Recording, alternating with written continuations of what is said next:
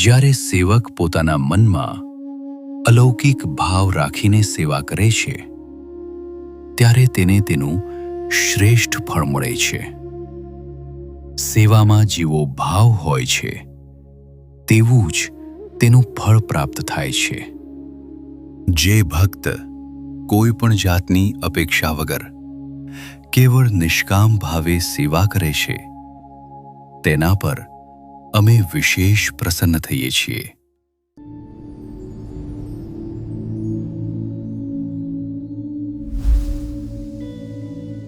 અમદાવાદમાં જ્યારે મુક્તાનંદ સ્વામીને ઝેર મિશ્રિત ચંદન ચર્ચવામાં આવ્યું, ત્યારે તે સમાચાર સાંભળીને શ્રીહરિના કોમળ હૃદયને અત્યંત દુઃખ થયું હતું. પરંતુ સર્વકર્તા પ્રભુના પ્રતાપ અને દિવ્ય રક્ષણથી સ્વામીના સ્વાસ્થ્ય પર તેની કોઈ ગંભીર અસર ન થઈ અને તેઓ જલ્દી જ સ્વસ્થ થઈ ગયા. ચોમાસાના દિવસો પૂર્ણ થતાં જ શ્રીહરિએ ફરીથી ભક્તોને સુખ આપવા માટે સત્સંગ વિચરણ પ્રારંભ કર્યું. પ્રભુએ આ વખતે દેવ દિવાળીનો ઉત્સવ જેતલપુરમાં ઉજવવાનો સંકલ્પ કર્યો અને તેના સમાચાર ગામોગામ મોકલાવી દીધા. વિચરણ કરતા કરતા શ્રીહરિ કૌકા ગામે પધાર્યા. અહીં ક્ષત્રિય ભક્ત બાદરજીના નિવાસસ્થાને પ્રભુએ રાતવાસો કર્યો. શ્રીહરિના આગમનની જાણ થતાં જ અનેક ક્ષત્રિયો અને બ્રાહ્મણો તેમના દર્શન માટે ઉમટી પડ્યા. પ્રભુના તેજસ્વી સ્વરૂપનું એવું આકર્ષણ હતું કે ગામના 2 મુસલમાન ભાઈઓના હૃદય પણ પરિવર્તિત થઈ ગયા અને તેમણે હર્ષભેર સત્સંગનો સ્વીકાર કર્યો.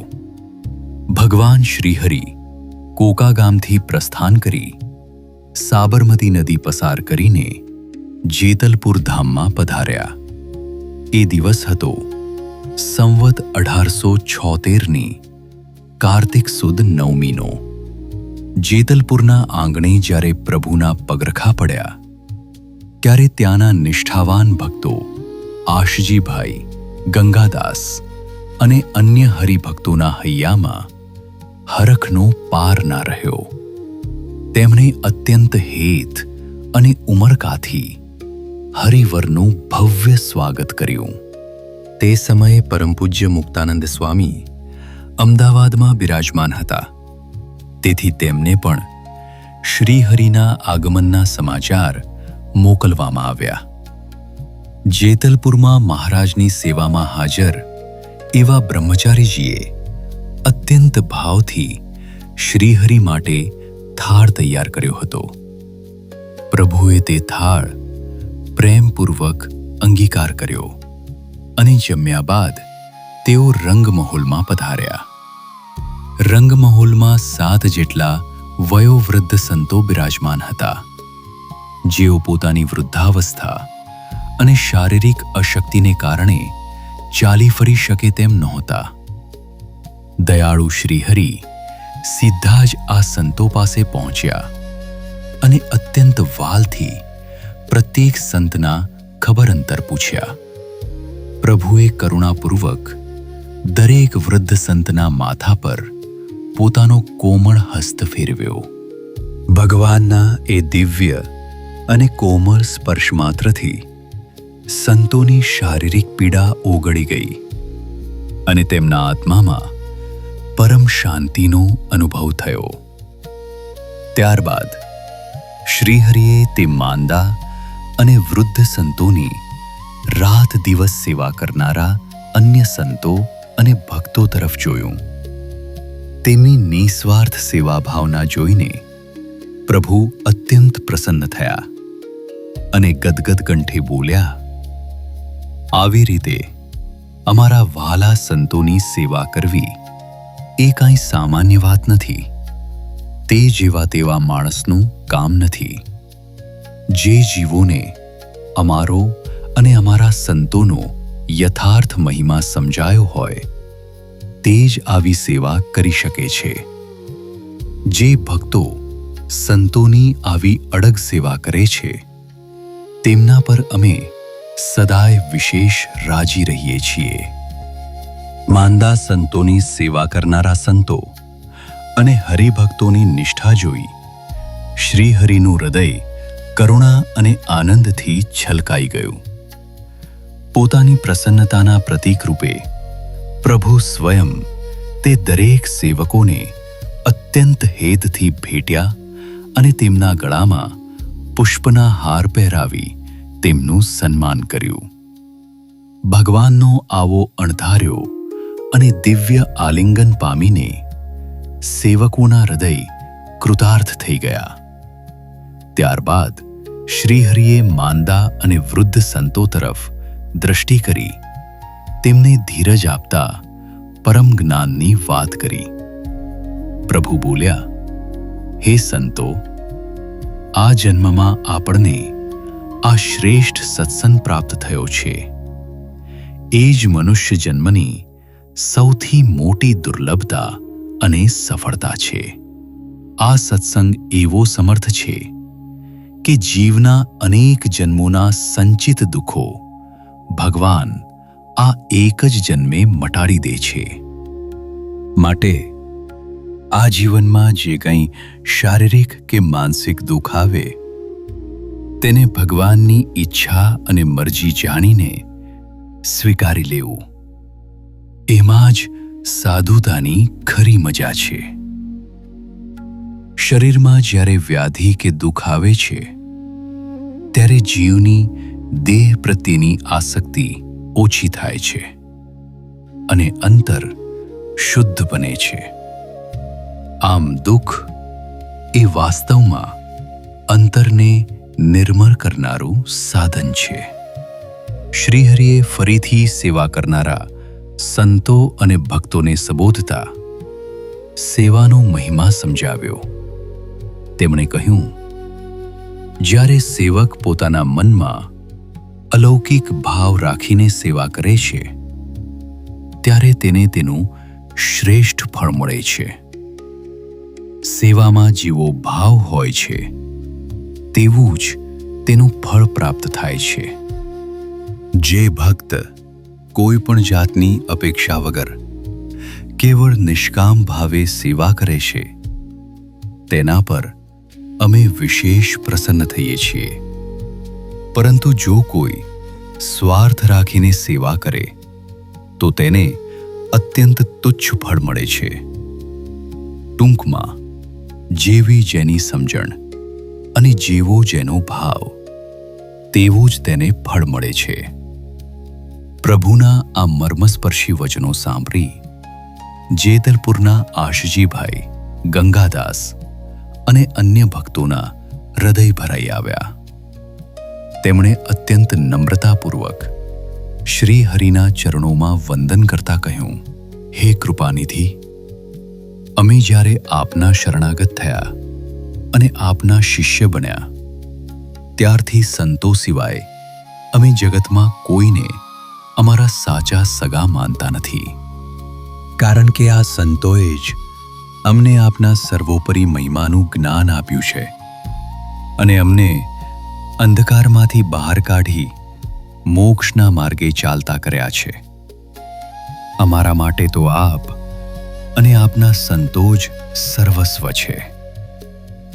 ભક્તોની આવી અનન્ય નિષ્ઠા જોઈ શ્રીહરિ અત્યંત રાજી થયા. શ્રીહરિ જેતલપુર પધાર્યા છે તેવા સમાચાર મળતા જ સદ્ગુરુ શ્રી મુક્તાનંદ સ્વામી અમદાવાદથી તત્કાળ રવાના થયા અને અસલાલી થઈને જેતલપુર આવી પહોંચ્યા. પ્રભુ પણ પોતાના વહાલા મુક્તાનંદ સ્વામીને મળવા માટે એટલા જ આતુર હતા. તેથી સમાચાર મળતા જ તેઓ સ્વામીને આવકારવા માટે સામે પધાર્યા. લાંબા સમય પછી પ્રભુના દિવ્ય દર્શન થતાં જ સ્વામીનું હૃદય ગદગદ થઈ ગયું અને તેઓ પ્રેમવશ થઈ પ્રભુને દંડવત પ્રણામ કરવા લાગ્યા. શ્રીહરિએ તુરંત જ સ્વામીને પૃથ્વી પરથી ઉપાડી લીધા અને અત્યંત હેતથી બાથમાં ભળીને ભેટ્યા. પ્રભુએ મુક્તાનંદ સ્વામીના કપાળ પર પોતાનો કોમળ હસ્ત ફેરવ્યો એ દિવ્ય સ્પર્શથી સ્વામીના અંતરમાં પરમ શાંતિ અને શીતળતાની અનુભૂતિ થઈ.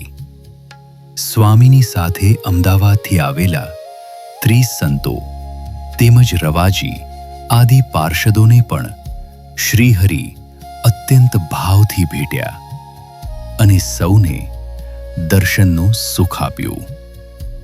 જેતલપુરમાં રોકાણ દરમિયાન શ્રીહરિની દિવ્ય સભાઓનો દૌર શરૂ થયો. રાત્રિના સમયે જેતલપુરના પશ્ચિમ ભાગમાં આવેલા વિશાળ ચોકમાં ભવ્ય સભા ભરાતી, જ્યારે દિવસ દરમિયાન રંગમહોલની ખુલ્લી જગ્યામાં આસોપાલવના વૃક્ષોની છાયામાં પ્રભુ બિરાજમાન થતા અને આસપાસ સંતો ભક્તો ઘેરાઈને બેસતા. કાર્તિક સુદ દશમીની પવિત્ર સવાર હતી.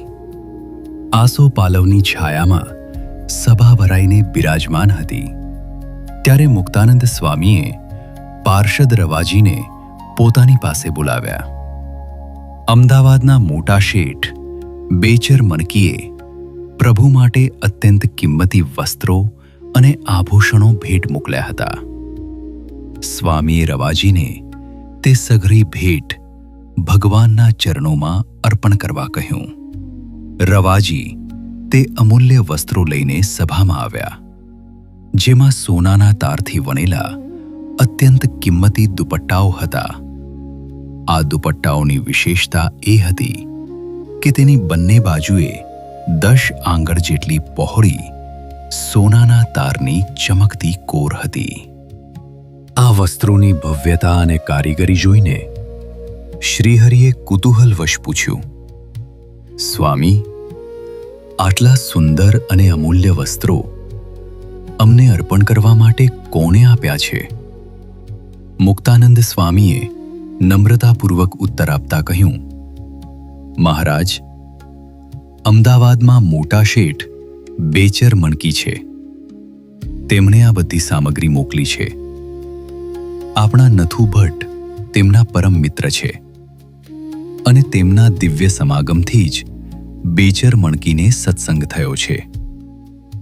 પૂર્વે તેઓ વૈષ્ણવ ધર્મને માનતા, પરંતુ આપણા સંપ્રદાયનું સદવર્તન જોઈ એ બહુ જ પ્રભાવિત થયા. તેમણે અમને અત્યંત ભાવથી પોતાને ઘેર પધરામણી કરવા બોલાવ્યા હતા. એટલું જ નહીં, તેમણે 5 થી 6 વખત પોતાની ગાડી મોકલીને સંતોને પોતાને આંગણે તેડાવ્યા અને અત્યંત પ્રેમપૂર્વક જમાડ્યા હતા. તે પ્રસંગે સંતોની પૂજા કરતી વખતે તેમણે આ અમૂલ્ય વસ્ત્રો અને આભૂષણો ભેટ રૂપે ધર્યા હતા. શેઠની આવી શુદ્ધ અને નિસ્વાર્થ ભાવના વિશે જાણીને શ્રીહરિ અત્યંત પ્રસન્ન થયા અને તેમના પર અંતરના આશીર્વાદ વરસાવ્યા. આ દરમિયાન જેતલપુરમાં પ્રબોધિની એકાદશીનો ભવ્ય ઉત્સવ ઉજવવામાં આવશે તેવા સમાચાર ચારે બાજુ પ્રસરી ગયા હતા. આ દિવ્ય અવસરનો લાભ લેવા માટે દેશ દેશાંતરથી હરિભક્તોના સંઘો ઉમટી પડ્યા હતા. ચારેકોર હર્ષ અને ઉમંગનું વાતાવરણ છવાઈ ગયું હતું. એકાદશીની પવિત્ર રાત્રિએ ભગવાનની મૂર્તિનું સુખ લેવા માટે જાગરણપૂર્વક ભક્તિમય ઉત્સવ કરવામાં આવ્યો. ભક્તોએ શ્રીહરિની પ્રેમપૂર્વક પૂજા કરી કોઈ સુગંધી પુષ્પોના હાર અને તોરા લાવ્યા હતા, તો કોઈ બાજુબંધ અને સુંદર ગુચ્છ લઈને આવ્યા હતા, જે પ્રભુને અર્પણ કર્યા. કેટલાક ભક્તો મેવા અને મીઠાઈના થાળ ભરીને લાવ્યા હતા, જે તેમણે અત્યંત આદરે શ્રીહરિના ચરણે ધર્યા. કાર્તિક સુદ તેરસ સુધી જેતલપુર ગામ ભક્તોના મહેરામણથી ઉભરાઈ ગયું હતું. જાણે આખું ગામ માનવમય બની ગયું હોય તેવું ભાસતું હતું. ઉત્સવની પૂર્ણાહુતિ બાદ અને શ્રીહરિની આજ્ઞા મળતા હરિભક્તો હૃદયમાં પ્રભુની મૂર્તિનું સુખ ભરીને અત્યંત ગદગદ ભાવે પોતપોતાના ગામ તરફ રવાના થયા. શ્રીહરિએ સૌને સુખ આપીને કૃતાર્થ કર્યા.